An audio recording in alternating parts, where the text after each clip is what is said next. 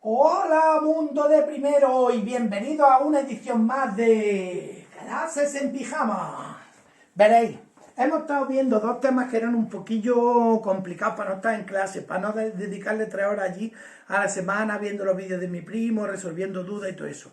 Pero todo eso ya se ha acabado, eso lo hemos dejado atrás. Ahora nos quedan dos temas que son concretamente es el más chulo de todo el temario, a no ser que te guste mucho la geografía.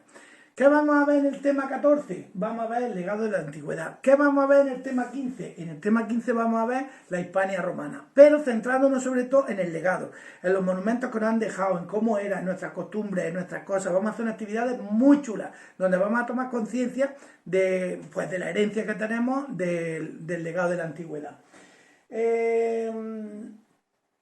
Vamos a ver aquí un poquillo juntos, porque son muy similares, muy parecidos, lo que es el arte y la cultura grecolatina, o sea, de los griegos y de los romanos, que ya os dije que no habíamos dado la mitología, pues eso lo vamos a ver ahora.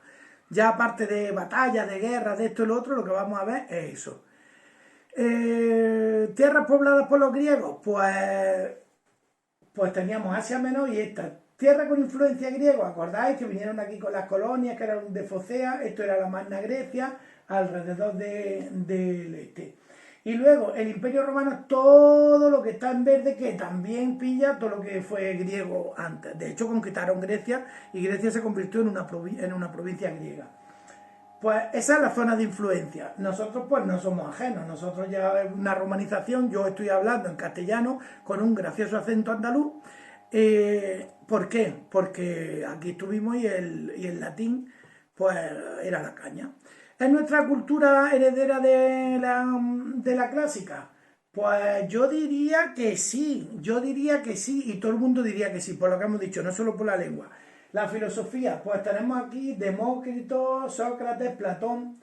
Veréis, no nos vamos a meter en fregados porque estamos en primero, estamos en la éxito, pero grandes cambios como el Renacimiento llevaban grandes cambios en la mentalidad de las personas, y esta mentalidad de las personas venían muchas veces influenciadas por estos grandes pensadores que vivieron hace 2000 años. Cambiaban radicalmente la manera de pensar, cambiaban radicalmente la manera de ver el mundo, la manera de ver la vida, la cambiaban y muchas veces era gracias a ellos. Aparte de los avances que había en ciencia, porque Aristóteles pues escribió mucho sobre física, ciencias naturales y filosofía. Y luego, aquí tenéis el primer mapa que hizo Eratóstenes, que tenía aquí el océano Atlántico porque un Atlante era un gigante y le pusieron el nombre de ese al mar, océano Atlántico o más exterior. Y luego aquí tenemos el Mediterráneo y los mares de aquí. Ese es el primer mapa que hizo del mundo conocido en aquella época. Que para la cartografía de entonces, pues, a ver, bastante era. En cuanto a la ciencia, pues tenemos a Tales de Mileto, Pitágoras, Euclides, que establecieron las primeras reglas del álgebra y la geometría. Aristarco de Samos revolucionó la astronomía cuando dijo que los planetas giraban alrededor del Sol y no al revés, que luego en la Edad Media volvieron a decir lo contrario y se recuperó esta idea. Arquímedes, pues la física, el tornillo, la palanca. Hipócrates, que no era ni hipócrita, que era un hombre muy apañado, escribió tratados de medicina y distinguió lo que es el síntoma de una enfermedad y sus causas. Y luego tenemos aquí una mujer, la gran Hipatia de Alejandría, que fue matemática, astrónoma y filósofa. Era una crack realmente. Esta es, no sé si habéis visto la película Ágora, si no la habéis visto os la recomiendo porque es buenísima, sobre la vida de esta mujer y es una película reciente, no creéis que es un petardo, un rollo, es sobre Hipatia de Alejandría. Yo creo que si no suena, Ágora se llama, vedla, Ágora. Bueno, tenéis ahí una grúa. Terminología científica. Ya sabes que a mí me gusta muchísimo lo que es la etimología de las palabras y siempre estamos ¿cómo era? Paleolítico, piedra antigua, no sé qué. Pues esto, la terminología científica viene casi toda de latín o del griego. Astro, que significa astro, y nomos, ley. astronomía, arqueología, principio, arqueo, principio. Por eso se dice arqueología. Por ejemplo, ¿no? Aquí hay un montón de paleo y arqueo, en muchas ciencias hay arqueobotánica, paleobotánica y cosas así. Y antropos, hombre, en griego. Morfo, forma. Por eso son los morfemas y los lesemas también en lengua. Morfo significa forma. Parásito, para, que está al lado. Sito, alimento. Biblio, libro. Teque, caja, armario, biblioteca. El número pi, gamma, el alfa y el omega. Conocemos también el delta, que lo hemos visto en la clase, que tenía forma de papa delta. Y luego los géneros literarios. Nosotros ahora estamos acostumbrados a lo que hay, pues que vemos una película de miedo, que vemos una película de risa, o que vemos una película de... Pues estos géneros se crearon en esta época. En esta época está la novela épica, que destaca Homero, que ya lo conocéis, y Virgilio en Roma. Homero es en Grecia y Virgilio en Roma, que es el que hizo la Eneida, ¿os acordáis? Que venía y fundó Alba Longa, venía, ¿cómo se llamaba? El personaje este, Eneas, que vino de la guerra de Troya y fundó Alba Longa, y luego su descendiente fue Rea Silvia, que tuvo los dos gemelos, Rómulo y Remo, ¿os acordáis? Pues eso es, por eso es épico, ¿no? La poesía, Safo de Lesbos, también una mujer, Lesbos una isla de Grecia, y la didáctica, Demóstenes y Cícero. En geografía, estos son nuestros patrones, en serio además, Estrabón es de la geografía, y luego el padre de la historia, lo dicen siempre que es este señor, que es Heródoto. Luego estaba también, que era griego, luego estaba Tucídides y Tito Livio. Heródoto se dedicó a viajar por todos lados y a describir todo lo que veía y recogerlo en su obra. Y luego en el teatro, pues lo que hemos dicho, el teatro, estas eran las zonas que tenía el teatro, esta era la cavea, la escena, la orquesta, y era completamente redondo. Luego en Roma iba a ser semicircular, pero en Grecia era completamente redondo, y era donde se hacían las representaciones. Un teatro, ya sabéis, donde las dos, ya veis aquí la tragedia y la comedia, que hemos dicho, las películas de serias y las que eran de broma. La comedia destacó Aristófanes, Plauto, que tiene obras buenísimas, y en lo que es la tragedia, Esquilo, Sófocles y Eurípides. A ver, en la tragedia lo que se representaba muchísimas veces eran pues los mitos que conocemos, cómo se funda esto, la guerra de Troya, lo otro, fragmentos, y muchas veces tenían un final bastante chungo, por eso eran tragedias. Y la comedia pues recrea aspectos festivos y alegres de la vida, tenía un desenlace feliz, y eran por lo que es una comedia, lo que conocemos hoy por una comedia, pero ellos fueron los que encuadraron los dos géneros, por ejemplo. Luego, de la religión que tenemos, pues eran politeístas. Había un dios que era Zeus, que es este señor que está aquí, que era el que partía el bacalao, pero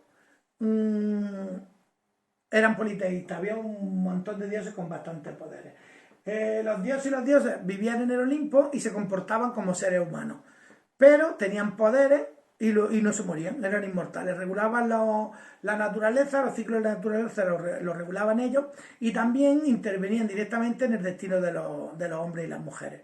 Tenían sentimientos, pasiones, no por ser dioses, eran personas ahí súper equilibradas, que va, se cabreaban, se enfadaban, se ponían celos, bueno, igual, ya lo sabéis. Pero, ¿qué pasa? Que no se cansaban, ni sentían fatiga, ni sentían dolor.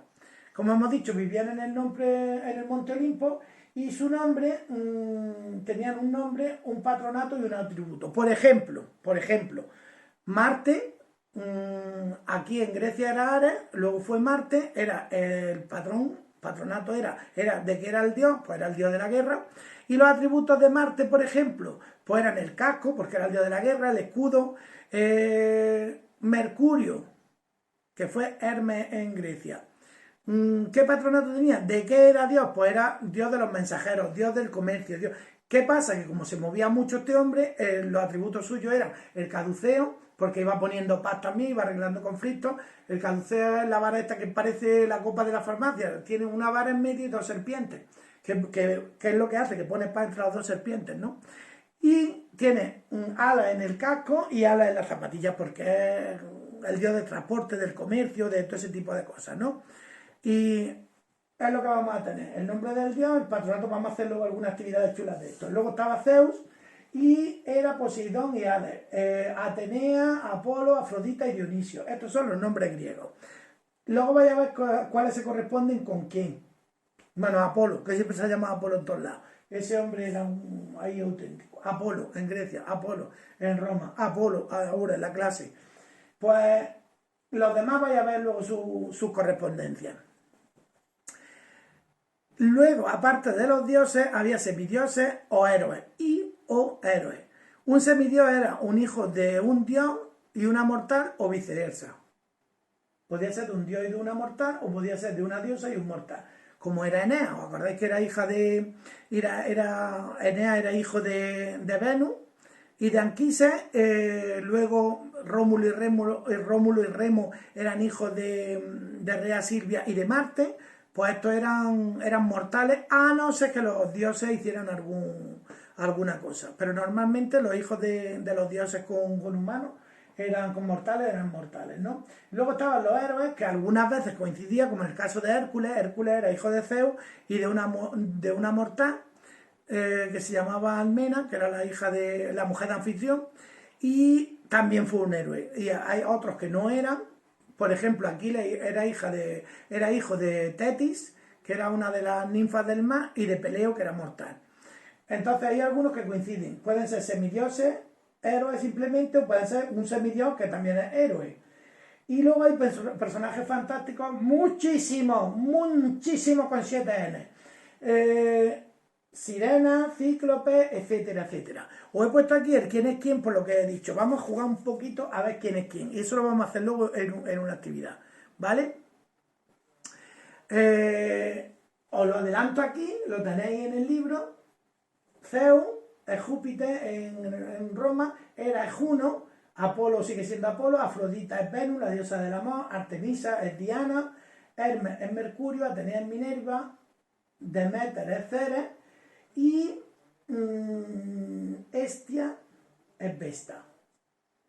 Voy a decir quiénes son estas dos, que es la misma. No es una diosa muy conocida, pero sí que era muy venerada. De hecho, Rea Silvia era una vestal, era una sacerdotisa del templo de Vesta. Luego estaba Poseidón y Neptuno, y Dionisio y Baco. Os suena Neptuno, ¿verdad? En Madrid hay una fuente donde celebra un equipo de fútbol bastante conocido, creo que es el Atlético de Madrid, el que celebra allí las victorias. Para que veáis la influencia, tenemos también Cibeles. Cibeles es el correspondiente a Ceres, pero de una cultura más oriental, más orientalizada. Y Marte, que tenemos, que es el dios de la guerra. Y allí se llamaba Ares. Plutón, Hades, y Plutón, que es el dios del inframundo. ¿Cómo sale de esto? Así lo entramos mejor. El inframundo... Bueno, estos son los dioses y luego vamos a hacer alguna actividad. Y aquí hay una foto que estaba muy graciosa, que estaba bastante bien.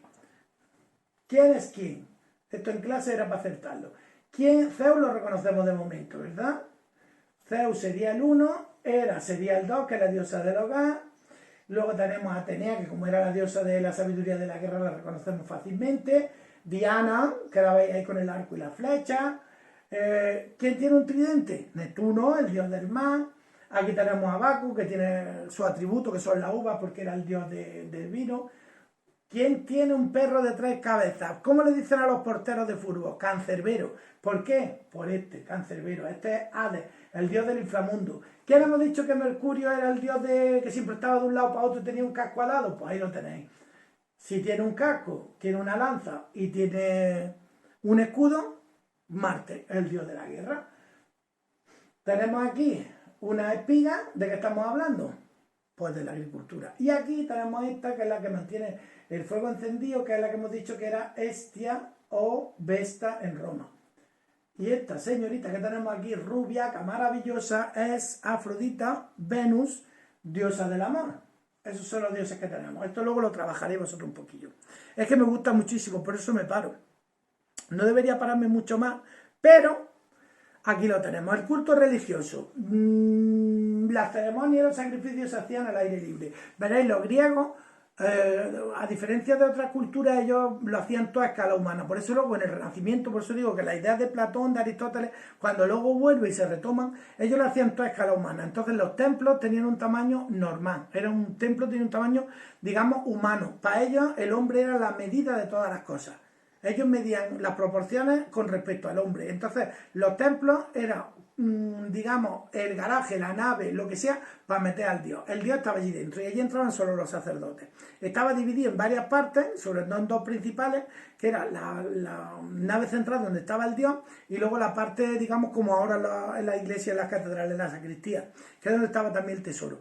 Pero los ritos se hacían al aire libre. Entonces, ¿qué se hacía? Pues las ceremonias y los sacrificios se hacían en la puerta de los templos y los que podían entrar dentro eran solo los sacerdotes y las sacerdotisas. Se hacían, esto que veis aquí es un altar, vamos a poner aquí, esto que veis aquí es un altar que a nosotros se nos ha quedado la reminiscencia.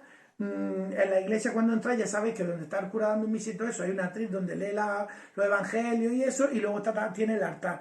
Pues esa mesa de altar era la reminiscencia de los sacrificios que se hacían. La iglesia católica, como surgió en medio del mundo romano, pues tomó alguna, es lo normal, estaba aquí, tomó algunas costumbres. Por eso cuando dice la sangre de Cristo, hay sangre, hay el cuerpo de Cristo, es como una especie de sacrificio, pero digamos virtual, que es lo que rememora pues el sacrificio de Cristo, no sé qué. Pero fijarse que los elementos, que son lo que es la sangre, esto, lo otro, no sé qué, el sacrificio, el altar, pues son elementos comunes pues en todas las culturas. Y se hacía, pues como hemos dicho, en el exterior, más que nada por el guarreo que se liaba, también. Vamos a ver. El oráculo y los auspicios. Esto ya os lo conté, creo que os lo conté ya cuando lo de Alejandro. Ellos tenían muy en cuenta lo que decían las pitias y las sibilas y las sacerdotisas.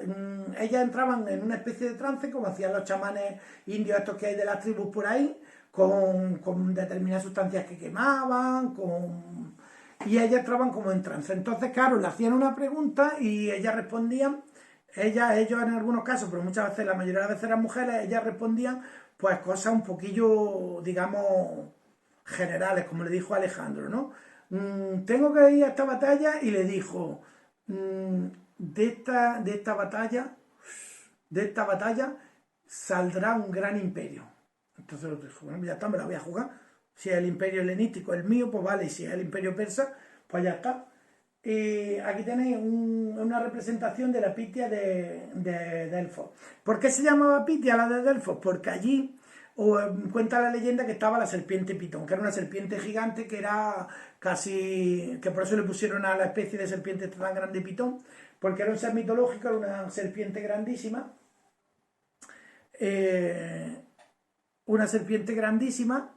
y se llamaba Pitón. Entonces a Pitón le pusieron Pitón por eso, y estaba allí en Delfos, por eso se llama pitonisa.